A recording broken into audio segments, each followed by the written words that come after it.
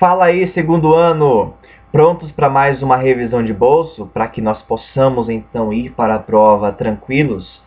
Isso, tá? Para tudo agora, larga de ir pro parquinho e presta atenção na revisão de bolso online, certo?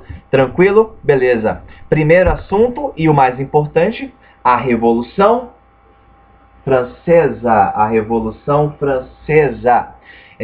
Não se esqueça que a Revolução Francesa tem um período de 10 anos. Lembra daquele gráfico? Se você anotou no caderno, é legal, para te dar uma visão do todo, tá? Mas não se esqueça que no começo, antes da Revolução, havia uma grande desigualdade social na França. O que reinava era o antigo regime.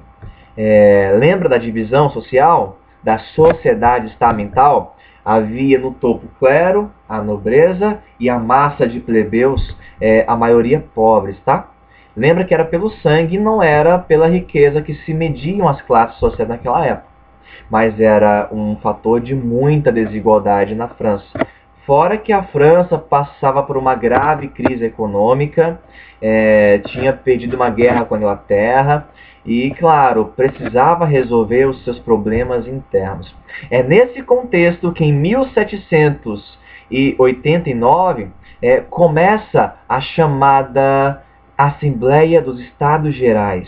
O que foi isso? O rei convocou representantes das três classes, clero, nobreza e plebe, para que se reunissem e discutissem os problemas da França, principalmente os econômicos.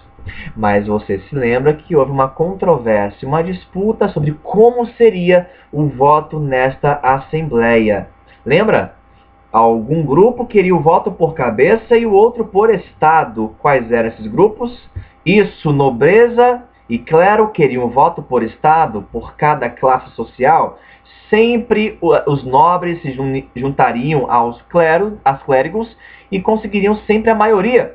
Mas os plebeus, é claro, que eram a maioria em número, queriam ter voz ativa. Estavam cansados de não ser nada naquele sistema político. Eles queriam ser alguma coisa, queriam poder ter voz, participar ativamente da política francesa. E claro, não se renderam a isso. Eles queriam voto por cabeça.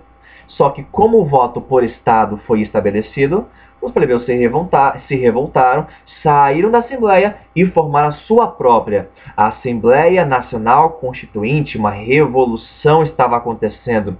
Iriam fazer uma constituição para que o rei assinasse e a seguisse, uma constituição que desse mais direitos aos plebeus. Você viu que durante todo aquele período acontecerá muitas revoltas. Revoltas no campo, nas cidades, e uma dos símbolos maiores do absolutismo na França irá cair nas mãos dos revolucionários plebeus, que é a prisão da Bastilha. Lembra? A queda da Bastilha simbolizou o fim, a queda do antigo regime ou do absolutismo francês. E a partir daí, então, começa o período revolucionário de 10 anos, tá? Em que os plebeus comandam a França. Mas lembra? São 3 fases.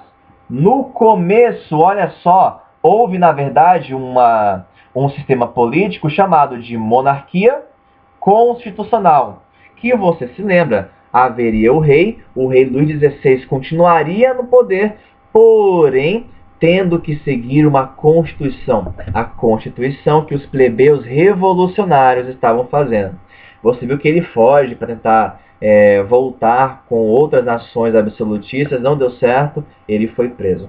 Então os plebeus resolvem acabar com a monarquia constitucional e resolveram fazer uma república chamada Convenção, aonde haveria partidos políticos e esses partidos seriam eleitos, haveria eleições e então iriam governar a França. Lembra dos partidos? Os 2 principais só, os girondinos, que eram os representantes das altas classes burguesas, que não queriam reformas tão profundas, só reformas liberais e burguesas. E do outro lado, os jacobinos, os mais populares, que queriam o avanço das reformas sociais. Queriam que o povo tivesse mais acesso a direitos básicos. Tá? Esses eram os 2 grupos antagônicos. Os girondinos começaram governando, só que a crise não acabou. o que deu poder aos jacobinos de Robespierre. Nesse período, então, se avançam as reformas, mas a que custo? Ao custo do terror jacobino.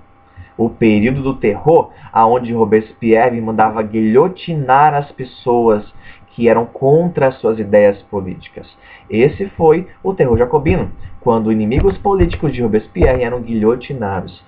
Ao final, na verdade, Robespierre acabou sendo morto pela mesma arma com que matava os seus inimigos.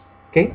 Depois disso, então, os burgueses se revoltam e formam uma terceira fase, e a terceira fase é o diretório, onde 5 diretores que representavam a burguesia iriam governar a França.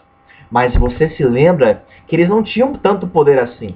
Era preciso alguém forte, alguém carismático, que conseguisse acabar com tanta revolta e crise e continuasse a avançar nas reformas capitalistas, para que desse mais liberdade econômica e regulamentasse todo o comércio naquela localidade, naquele país, a França. É aí que surge, então, o nosso Napoleão Bonaparte. E no golpe 18 de Brumário, ele toma o poder. Mas as intenções por trás, você sabe, era conter as revoltas populares para continuar avançando nas reformas políticas para a burguesia. E é assim que ele governa para a burguesia. Tranquilo, pessoal? De boa? Para acabar, independência da América Hispânica, que tem tudo a ver até com o período napoleônico, o domínio napoleônico sobre a Europa. Você lembra que nas colônias americanas que pertenciam à Espanha, havia 3 classes sociais distintas. Os chapetones, que eram espanhóis que vinham para a América, para as colônias, para administrar, era a elite política, e também tinha os crioulos, que era uma elite econômica local. Eles tinham terras, tinham riquezas, eram descendentes de espanhóis, mas que já nasciam, eram naturais da América. E por último, 80%, até mais às vezes, que era composto de negros, índios e mestiços, aquela massa que era explorada. Okay? Ao final, veremos que Napoleão dominou a França. Napoleão dominou a Espanha.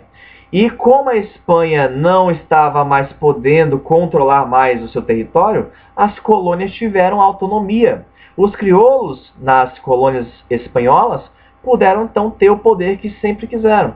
Só que após Napoleão perder e ser derrotado na Europa, e a Espanha voltar a ser soberano, claro que eles iam voltar a reativar o pacto colonial, a explorar as colônias, o que os crioulos não estavam mais a fim de suportar.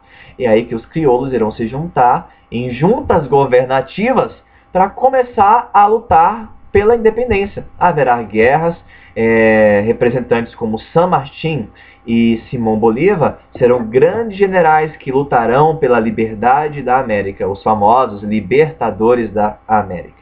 Ao final conseguiram vencer essa grande guerra e então dividiu-se em vários países a América Hispânica. Ok? Pessoal, tranquilo, de boa? Agora é só estudar direitinho o seu caderno, estudar também os slides, a apostila e fazer uma ótima prova. Abraço, show!